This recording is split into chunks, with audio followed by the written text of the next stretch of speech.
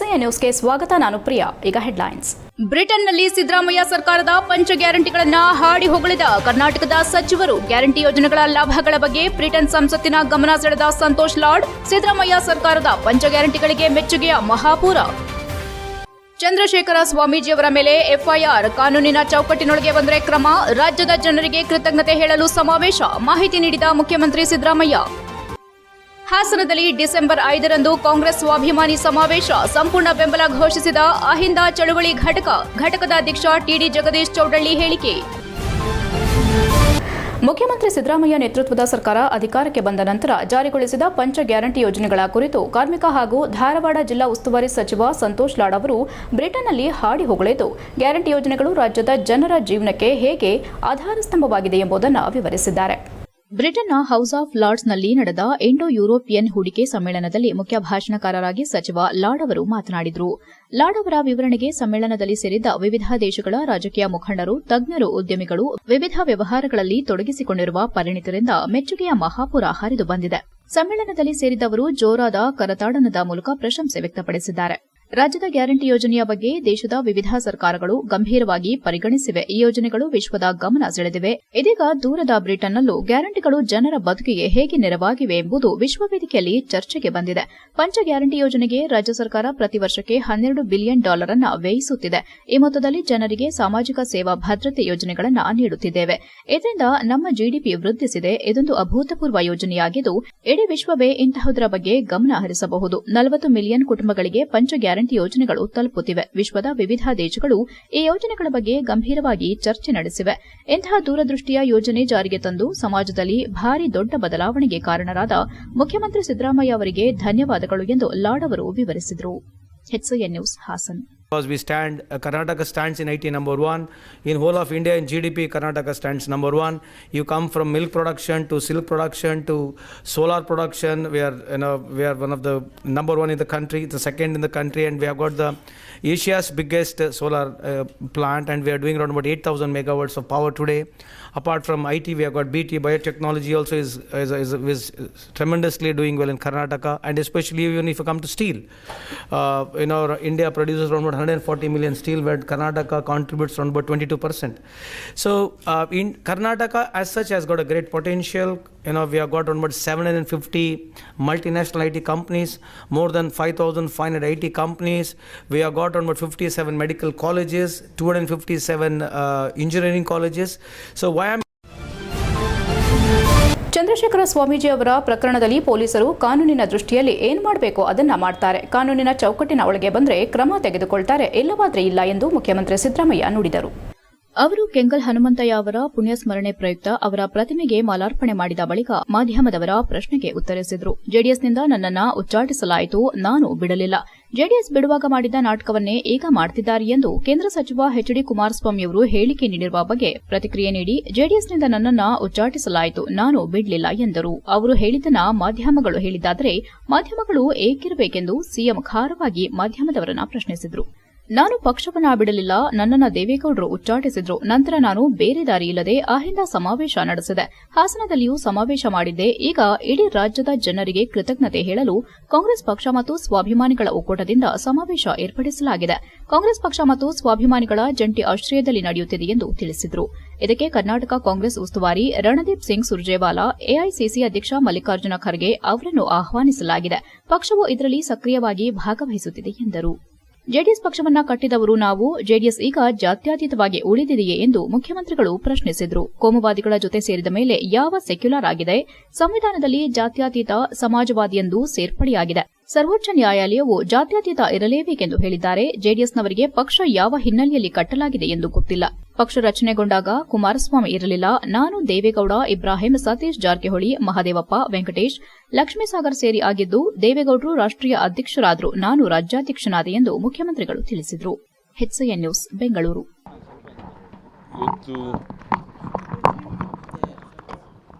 ಕೆಂಗಲ್ ಹನುಮಂತಯ್ಯನವರ ಮಾಜಿ ಮುಖ್ಯಮಂತ್ರಿ ಅವರ ಪುಣ್ಯತಿಥಿ ಇವತ್ತು. ಆ ಪುಣ್ಯತಿಥಿಯನ್ನು ಪ್ರತಿ ವರ್ಷ ನಾವು ಆಚರಣೆ ಮಾಡ್ತೀವಿ. ಅವರ ಪ್ರತಿಮೆಗೆ ಹೂನಾರ ಹಾಕಿ ಪುಷ್ಪಾರ್ಚನೆ ಮಾಡಿ ಗೌರವಿಸ್ತೀವಿ. ಅವರ ಕುಟುಂಬದವರು ಕೂಡ ಭಾಗವಹಿಸ್ತಾರೆ. ಮತ್ತು ಸರ್ಕಾರದ ಪರವಾಗಿ ನಾನು ಪ್ರತಿ ವರ್ಷವೂ ಕೂಡ ಮುಖ್ಯಮಂತ್ರಿಯಾಗಿರುವಾಗ ಪುಷ್ಪಾರ್ಚನೆ ಮಾಡ್ತೀನಿ, ಪುಷ್ಪಹಾರ ಹಾಕ್ತೀನಿ, ಅವರಿಗೆ ಗೌರವ ಸಲ್ಲಿಸ್ತಕ್ಕಂಥ ಕೆಲಸವನ್ನು ಮಾಡ್ತೀವಿ, ಅವ್ರನ್ನ ಸ್ಮರಿಸ್ಕೊಳ್ತಕ್ಕಂಥ ಕೆಲಸವನ್ನು ಮಾಡ್ತೀವಿ. ಕೆಂಗಲ್ ಹನುಮಂತಯ್ಯನವರು ಒಬ್ಬ ದಕ್ಷ ಆಡಳಿತಗಾರ. ಅದು ಮುಖ್ಯಮಂತ್ರಿಯಾಗಿರ್ಬೋದು, ಕೇಂದ್ರದಲ್ಲಿ ಮಂತ್ರಿಯಾಗಿರ್ಬೋದು.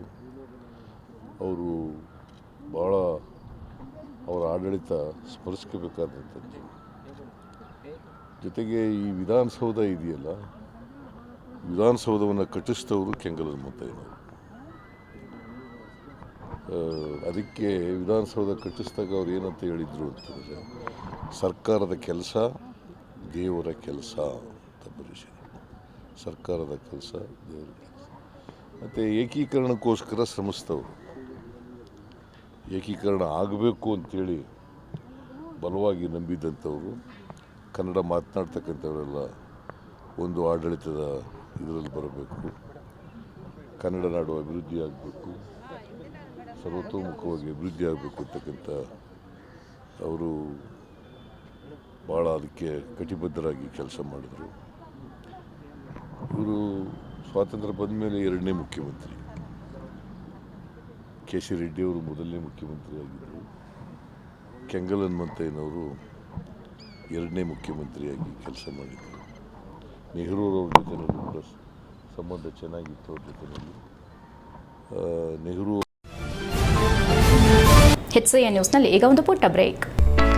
ಹಾಸನದಲ್ಲಿ 28 ವರ್ಷಗಳಿಂದ ಜನತೆಗೆ ಅತ್ಯುತ್ತಮವಾದ ವೈದ್ಯಕೀಯ ಸೇವೆಯನ್ನು ನೀಡುತ್ತಿರುವ Hemavathi multi speciality hospital Hassan. ನಮ್ಮಲ್ಲಿ ದಿನದ 24 ಗಂಟೆಯೂ ಆಕ್ಸಿಡೆಂಟಲ್ ಇಂಜುರೀಸ್ ಮತ್ತು ಎಮರ್ಜೆನ್ಸಿ ಸರ್ವಿಸ್ಗಳನ್ನು ಹೊಂದಿದೆ. ಹೇಮಾವತಿ ಆಸ್ಪತ್ರೆಯ ಡಾಕ್ಟರ್ ನಿಖಿಲ್ ಆರ್ ಭಟ್ ರವರು ಎಂಎಸ್ ಆರ್ಥೋಪೆಡಿಕ್ನಲ್ಲಿ ಚಿನ್ನದ ಪದಕ ಪಡೆದು ಸಿಂಗಾಪುರ್ ಜನರಲ್ ಹಾಸ್ಪಿಟಲ್ನಲ್ಲಿ ಫೆಲೋಶಿಪ್ ಇನ್ ಜಾಯಿಂಟ್ ರಿಪ್ಲೇಸ್ಮೆಂಟ್ ಸರ್ಜರಿಯ ಪದವಿ ಪಡೆದು ಸೇವೆಯನ್ನ ಸಲ್ಲಿಸಿರುತ್ತಾರೆ.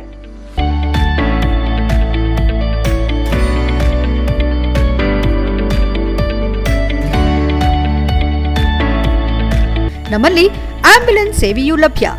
ಇನ್ನೇಕೆ ತಡ? ನೀವು ಯಾವುದೇ ಮೂಳೆ ಸಮಸ್ಯೆ ಹೊಂದಿದರೆ ಹಿಂದೆ ಭೇಟಿ ನೀಡಿ.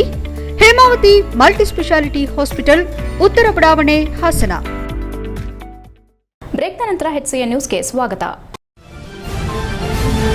ಹಾಸನ ನಗರದಲ್ಲಿ ಡಿಸೆಂಬರ್ 5ರಂದು ಮುಖ್ಯಮಂತ್ರಿ ಸಿದ್ದರಾಮಯ್ಯ ಅವರ ಮುಖಂಡತ್ವದಲ್ಲಿ ನಡೆಯುವ ಸ್ವಾಭಿಮಾನ ಸಮಾವೇಶಕ್ಕೆ ಅಹಿಂದ ಚಳವಳಿ ಘಟಕದ ಸದಸ್ಯರು ಭಾಗವಹಿಸುವ ಮೂಲಕ ಬೆಂಬಲ ವ್ಯಕ್ತಪಡಿಸುವುದಾಗಿ ಘಟಕದ ಟಿಡಿ ಜಗದೀಶ್ ಚೌಡಳ್ಳಿ ತಿಳಿಸಿದರು.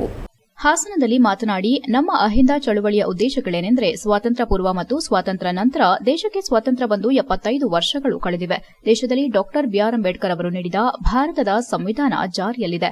ಶೋಷಿತ ಸಮಾಜಗಳ ಕಲ್ಯಾಣಕ್ಕಾಗಿ ಹಲವಾರು ಕಾನೂನುಗಳು, ಯೋಜನೆಗಳು, ಕಾರ್ಯಕ್ರಮಗಳು ರಾಜ್ಯದಲ್ಲಿ ಜಾರಿಯಲ್ಲಿವೆ. ಇವುಗಳು ಇದುವರೆಗೂ ದೇಶದಲ್ಲಿ, ಅದರಲ್ಲೂ ರಾಜ್ಯದಲ್ಲಿ ಅಲ್ಪಸಂಖ್ಯಾತರು, ಹಿಂದುಳಿದ ವರ್ಗಗಳು ಮತ್ತು ದಲಿತ ಸಮುದಾಯಗಳಿಗೆ ತಲುಪಿರೋದಿಲ್ಲ ಎಂದರು.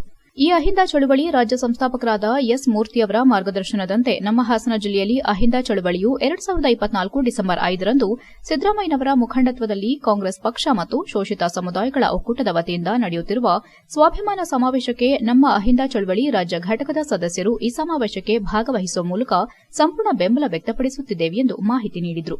ಅಹಿಂದ ಚಳವಳಿ ರಾಜ್ಯ ಘಟಕದ ಜಂಟಿ ಸಂಚಾಲಕ ದಿನೇಶ್, ಮುಖಂಡರಾದ ಹರೀಶ್ ಉಳುವಾರೆ, ಜಿಲ್ಲಾ ಕ್ರಿಶ್ಚಿಯನ್ ಮುಖಂಡ ಫ್ರಾನ್ಸಿಸ್ ಕ್ಸೇವಿಯರ್, ಜಿಲ್ಲಾ ಜೋಗಿ ಸಮುದಾಯದ ಮುಖಂಡ ಎಂವಿ ಗೋವಿಂದರಾಜು, ಮುಸ್ಲಿಂ ಮುಖಂಡ ಮೊಹಮ್ಮದ್ ನೇಮಾನ್ ಇತರರು ಉಪಸ್ಥಿತರಿದ್ದರು. HCN news Hassan. ಈ ಅಹಿಂದ ಚಳವಳಿಯ ದೇಶಗಳು ಹಾಗೆ ಅಹಿಂದ ಚಳವಳಿಯ ಕಾರ್ಯಪ್ರವೃತ್ತಿಗಳು, ಈ ಅಹಿಂದ ಚಳವಳಿ ಮುಂದೆ ಏನ್ ಮಾಡಬೇಕು ಮತ್ತೆ ಇವಾಗ ಯಾವ ರೀತಿ ಮುಂದೆ ಬರ್ತಾ ಇದೆ, ಈ ರಾಜ್ಯದಲ್ಲಿ ನಡೆದಿರ್ತಕ್ಕಂಥ ಎಲ್ಲ ಅಹಿಂದ ವರ್ಗದ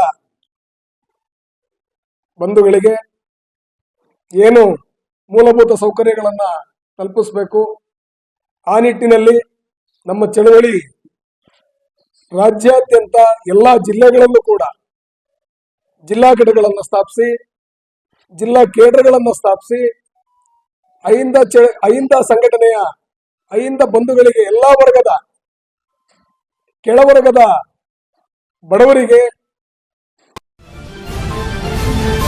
ಶ್ರೀ ಕೆಂಪೇಗೌಡ ಸಾಂಸ್ಕೃತಿಕ ವೇದಿಕೆ ವತಿಯಿಂದ ಚನ್ನರಾಯಪಟ್ಟಣದ ಕರ್ನಾಟಕ ಬ್ಯಾಂಕ್ ಹತ್ತಿರ ಡಿಸೆಂಬರ್ 2ರಂದು ಬೆಳಗ್ಗೆ 11:30ಕ್ಕೆ ಶ್ರೀಕೃಷ್ಣ ಸಂಧಾನ ಅಥವಾ ಛಲದಳ್ ದುರ್ಯೋಧನ ಎಂಬ ಸುಂದರ ಪೌರಾಣಿಕ ನಾಟಕವನ್ನು ಹಮ್ಮಿಕೊಳ್ಳಲಾಗಿದೆ ಎಂದು ಉಪನ್ಯಾಸಕ ದಮ್ಮನಿಂಗಲ ಮಂಜುನಾಥ್ ತಿಳಿಸಿದರು. ಅವರು ಭಾನುವಾರ ಸುದ್ದಿಗಾರರೊಂದಿಗೆ ಮಾತನಾಡಿ, ಸಮಾಜದಲ್ಲಿ ಮನುಷ್ಯ ಸಂಬಂಧವನ್ನ, ಮಾನವೀಯ ಮೌಲ್ಯಗಳನ್ನು ಬೆಳೆಸುವ ನಿಟ್ಟಿನಲ್ಲಿ ಪ್ರಮುಖ ಪಾತ್ರ ವಹಿಸುವುದರಿಂದ ಸಮಾಜದಲ್ಲಿ ಶಾಂತಿ, ನೆಮ್ಮದಿ, ಮಾನವೀಯ ಸಂಬಂಧಗಳು ನೆಲೆಗೊಳ್ಳಲು ನಾಟಕಗಳನ್ನು ನಡೆಸುತ್ತಾ ಬಂದಿದ್ದು, ಕಲೆಯನ್ನ ಬೆಳೆಸುವುದು ಎಲ್ಲರ ಕರ್ತವ್ಯವಾಗಿದೆ. ಆದ್ದರಿಂದ ಶ್ರವಣಬೆಳಗೊಳದ ಕೆಂಪೇಗೌಡ ವೇದಿಕೆ ವತಿಯಿಂದ ನಾಟಕ ಪ್ರದರ್ಶಿಸಲಿದ್ದು, ಅಧ್ಯಕ್ಷತೆಯನ್ನ ಶಾಸಕ ಸಿಎನ್ ಬಾಲಕೃಷ್ಣ ವಹಿಸಲಿದ್ದು, ಉದ್ಘಾಟನೆಯನ್ನ ಗ್ರಾಮ ಪಂಚಾಯಿತಿ ಅಧ್ಯಕ್ಷ ಅಲ್ತಾಫ್ ಪಾಷಾ ವಹಿಸಲಿದ್ದಾರೆ. ಮುಖ್ಯ ಅತಿಥಿಗಳಾಗಿ ಜಿಲ್ಲಾ ಪಂಚಾಯಿತಿ ಮಾಜಿ ಸದಸ್ಯೆ ಮಮತಾ ರಮೇಶ್, ಆರ್ಎಂಸಿ ಮಾಜಿ ಅಧ್ಯಕ್ಷೆ ಶಿಲ್ಪಾ ಶ್ರೀನಿವಾಸ್, ತಾಲೂಕು ನೌಕರರ ಸಂಘದ ಅಧ್ಯಕ್ಷ ಜಗನ್ನಾಥ್ ವಹಿಸಲಿದ್ದಾರೆ ಎಂದರು. HCN news, Channarayapatna. ನಮಸ್ಕಾರ. ದಿನಾಂಕ 2/12/2024 ಸೋಮವಾರದಂದು ಚನ್ನರಾಯಪಟ್ಟಣ ಕರ್ನಾಟಕ ಬ್ಯಾಂಕ್ ಎದುರು ಇಲ್ಲಿ ಹಗಲು ನಾಟಕೋತ್ಸವದಲ್ಲಿ ಶ್ರೀಕೃಷ್ಣ ಸಂಧಾನ ಅಥವಾ ಛಲದೋಳ್ ದುರ್ಯೋಧನ ಎಂಬ ಪೌರಾಣಿಕ ನಾಟಕವನ್ನು ಶ್ರೀ ಕೆಂಪೇಗೌಡ ಸಾಂಸ್ಕೃತಿಕ ವೇದಿಕೆ ಶ್ರವಣಬೆಳಗೊಳ ಇವರ ವತಿಯಿಂದ ನಾವುಗಳು ಅಭಿನಯಿಸುತ್ತಿರುವುದರಿಂದ ಸಮಸ್ತ ಕಲಾಭಿಮಾನಿಗಳು, ಕಲಾ ಪ್ರೋತ್ಸಾಹಕರು ಬಂದು ಈ ನಾಟಕವನ್ನು ವೀಕ್ಷಿಸಿ ಕಲಾವಿದರಾದ ನಮ್ಮನ್ನು ಪ್ರೋತ್ಸಾಹಿಸಬೇಕಾಗಿ ಮನವಿಯನ್ನು ಮಾಡುತ್ತಾ, ಈ ಒಂದು ನಾಟಕವು ಸಮಾಜದಲ್ಲಿ ಮನುಷ್ಯ ಸಂಬಂಧಗಳನ್ನು, ಮಾನವೀಯ ಮೌಲ್ಯಗಳನ್ನು ಬೆಳೆಸುವ ನಿಟ್ಟಿನಲ್ಲಿ ಪ್ರಮುಖ ಪಾತ್ರ ವಹಿಸುವುದರಿಂದ ಸಮಾಜದಲ್ಲಿ ಶಾಂತಿ, ಮಾನವೀಯ ಸಂಬಂಧಗಳು ನೆಲೆಗೊಳ್ಳಲು ತಾವೆಲ್ಲರೂ ಬಂದು ಈ ನಾಟಕವನ್ನು ನೋಡಿ ಈ ನಾಟಕದ ಆಶಯಗಳನ್ನು ಮೈಗೂಡಿಸಿಕೊಳ್ಳಬೇಕಾಗಿ ತಮ್ಮಲ್ಲಿ ಸವಿನಯ ಪ್ರಾರ್ಥನೆ. ಎಲ್ಲರಿಗೂ ನಮಸ್ಕಾರ. HCN ನ್ಯೂಸ್ನಲ್ಲಿ ಈಗ ಒಂದು ಪುಟ್ಟ ಬ್ರೇಕ್.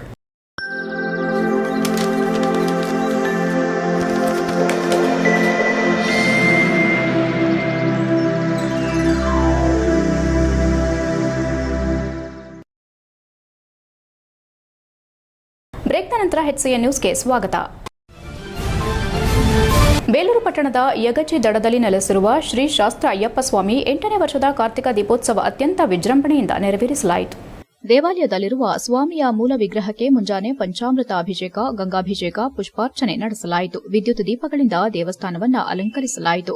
ಸಂಜೆ ಗೋಧೂಳಿ ಲಗ್ನದಲ್ಲಿ ದೀಪೋತ್ಸವದ ಅಂಗವಾಗಿ ಸಾವಿರಾರು ದೀಪಗಳನ್ನು ಕನ್ನಿ ಸ್ವಾಮಿಗಳು ಹಾಗೂ ಬಂದಂತಹ ಭಕ್ತರು ವಿಶೇಷವಾಗಿ ಹಣತೆಗಳನ್ನು ಹಚ್ಚಿ ಶೃಂಗರಿಸಲಾಯಿತು. ನಂತರ ಉದ್ಭವ ಮೂರ್ತಿಯನ್ನ ಪ್ರಾಂಗಣದಲ್ಲಿ ಉತ್ಸವ ನಡೆಸಲಾಯಿತು. ಈ ವೇಳೆ ಮಾತನಾಡಿದ ದೇಗುಲದ ಗುರುಸ್ವಾಮಿ, ದೇವಿಸ್ವಾಮಿ ಹಾಗೂ ದೇಗುಲದ ಟ್ರಸ್ಟ್ ಕಾರ್ಯದರ್ಶಿ ಯಮಸಂದಿ ಪಾಪಣ್ಣ, ಶ್ರೀ ಶಾಸ್ತ್ರ ಅಯ್ಯಪ್ಪ ಸ್ವಾಮಿ ಇಲ್ಲಿ ನೆಲೆಸಿದ ನಂತರ ಪ್ರತಿ ವರ್ಷವೂ ಸಹ ಕಾರ್ತಿಕ ಪೂಜೆ ಹಾಗೂ ಪುಡಿ ಪೂಜೆಗಳನ್ನು ಸರ್ವ ಭಕ್ತರ ಸಹಕಾರದಿಂದ ಪ್ರತಿ ವರ್ಷ ಕಡೆ ಕಾರ್ತಿಕ ದಿನದಂದು ವಿಶೇಷವಾಗಿ ಶ್ರೀಶಾಸ್ತ್ರ ಸ್ವಾಮಿ ಅವರಿಗೆ ಕಾರ್ತಿಕ ಪೂಜೆ ನಡೆಸಿಕೊಂಡು ಬರಲಾಗುತ್ತಿದೆ. ಈಗಾಗಲೇ 8ನೇ ವರ್ಷದ ಭಕ್ತರ ಸಹಕಾರದಿಂದ ಆಚರಿಸಿಕೊಂಡು ಬರುತ್ತಿದ್ದು, ಬಂದಂತಹ ಎಲ್ಲಾ ಭಕ್ತಾದಿಗಳಿಗೂ ದಾಸೋಹದ ವ್ಯವಸ್ಥೆ ಮಾಡಿಕೊಂಡು ಬರಲಾಗುತ್ತಿದೆ ಎಂದರು. ಅಲ್ಲದೆ ಜನವರಿ 4ರಂದು ಅಯ್ಯಪ್ಪ ಸ್ವಾಮಿಯ ಪಡಿಪೂಜೆ ಉತ್ಸವ ಹಾಗೂ ದೀಪೋತ್ಸವ ಇರುವುದರಿಂದ ಸರ್ವ ಭಕ್ತರು ಅತಿ ಹೆಚ್ಚಿನ ಸಂಖ್ಯೆಯಲ್ಲಿ ಬರುವಂತೆ ಮನವಿ ಮಾಡಿದರು. ಸ್ವಾಮಿ ಮಾಲೆ ಧರಿಸಿದ ಭಕ್ತರಿಂದ ಅಯ್ಯಪ್ಪನ ಭಜನೆ ಮಾಡುವ ಮೂಲಕ ತಮ್ಮ ಪ್ರಾರ್ಥನೆ ಸಲ್ಲಿಸಿದರು. HCN news, Belur. ಶರಣಮಯ್ಯಪ್ಪ. ಪ್ರತಿ ವರ್ಷದಂತೆ ಈ ವರ್ಷನೂ 8ನೇ ವರ್ಷದ ಕಡೆ ಕಾರ್ತಿಕ ದೀಪೋತ್ಸವವನ್ನು ಸ್ವಾಮಿ ಭಕ್ತರಿಂದ ಎಲ್ಲ ಸಮೃದ್ಧಿಯಾಗಿ ನಡೆದಿದೆ. ಭಕ್ತರು ಹೆಚ್ಚಿನ ಸಂಖ್ಯೆಯಲ್ಲಿ ಬಂದು ನಮ್ಮ ಅಯ್ಯಪ್ಪನನ್ನು ಬೇಡಿ ಭಕ್ತರು ತುಂಬ ಜ್ಯೋತಿಯನ್ನು ಬೆಳಗಿ ಈ ಪ್ರತಿ ವರ್ಷದಂತೆ ತುಂಬ ಅದ್ಭುತವಾಗಿ ನಡೆಸಿಕೊಟ್ಟಿದ್ದಾರೆ. ಬೇಲೂರಿನ ಅಯ್ಯಪ್ಪ ಸ್ವಾಮಿ ಭಕ್ತರು ತುಂಬ ಅದೃಷ್ಟ ರೀತಿ ನಮ್ಮ ಭಕ್ತರು 4ನೇ ತಾರೀಕು ಮತ್ತು 5ನೇ ತಾರೀಕು ವಿಶೇಷವಾಗಿ ಪೂಜೆ ಇರುತ್ತದೆ. ವಾರ್ಷಿಕೋತ್ಸವ ಪೂಜೆ ಮತ್ತು ಪಡಿ ಪೂಜೆ ವಿಶೇಷವಾಗಿ ಭಕ್ತರು. ಶರಣಮಯ್ಯಪ್ಪ, ಯಗಚಿ ತಟ ನಿವಾಸ, ಬೇಲೂರು ನಿವಾಸ, ಶ್ರೀ ಧರ್ಮಶಾಸ್ತ್ರ ಅಯ್ಯಪ್ಪನ ಸನ್ನಿಧಿಯಲ್ಲಿ ಪ್ರತಿ ವರ್ಷದಂತೆ ಈ ವರ್ಷ ಕೂಡ ಕಾರ್ತಿಕ ದೀಪೋತ್ಸವವನ್ನು ಭಕ್ತರ ಸಹಕಾರದೊಂದಿಗೆ ಬಹು ವಿಜೃಂಭಣೆಯಿಂದ ಆಚರಿಸುತ್ತಿದ್ದೇವೆ.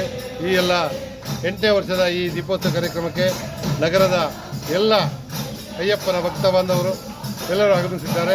ಹಾಗೆಯೇ ಜ್ಯೋತಿಯನ್ನು ಬೆಳಗುವ ಮುಖಾಂತರ ಈ ಒಂದು ಕಾರ್ಯಕ್ರಮಕ್ಕೆ ಚಾಲನೆ ನೀಡಿದ್ದೇವೆ. ಈ ಕಾರ್ಯಕ್ರಮದಲ್ಲಿ ನಮ್ಮ ಟ್ರಸ್ಟಿನ ಎಲ್ಲ ಪದಾಧಿಕಾರಿಗಳು ಹಾಗೂ ಅಯ್ಯಪ್ಪನ ಭಕ್ತ ಮಾಲಾಧಾರಿಗಳು. HCN ನ್ಯೂಸ್ನಲ್ಲಿ ಈಗ ಒಂದು ಪುಟ್ಟ ಬ್ರೇಕ್.